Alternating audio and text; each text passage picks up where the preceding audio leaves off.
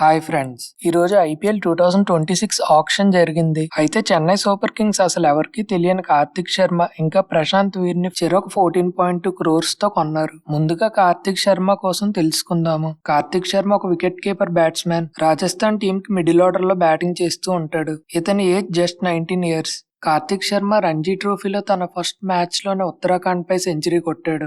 ఇంకా last year జరిగిన విజయ్ హజారే ట్రోఫీలో 8 మ్యాచెస్ లో 445 రన్స్ కొట్టి రాజస్థాన్ కి హైయెస్ట్ రన్ స్కోరర్ గా నిలిచాడు. ఇంకా సయీద్ ముస్తాక్ అలీ ట్రోఫీలో 11 మ్యాచెస్ లో 162.9 స్ట్రైక్ రేట్ తో 334 రన్స్ కొట్టాడు. ఇతను చాలా డేంజరస్ బ్యాట్స్మెన్. అందుకే సిఎస్కి 14.2 crores పెట్టి కొన్నారు. ఇప్పుడు ప్రశాంత్ వీర్ కోసం తెలుసుకుందాము. ప్రశాంత్ వీర్ ఒక ఆల్రౌండర్. లెఫ్ట్ హ్యాండ్ తో బ్యాటింగ్ చేస్తాడు, ఇంకా బౌలింగ్ కూడా వేస్తాడు.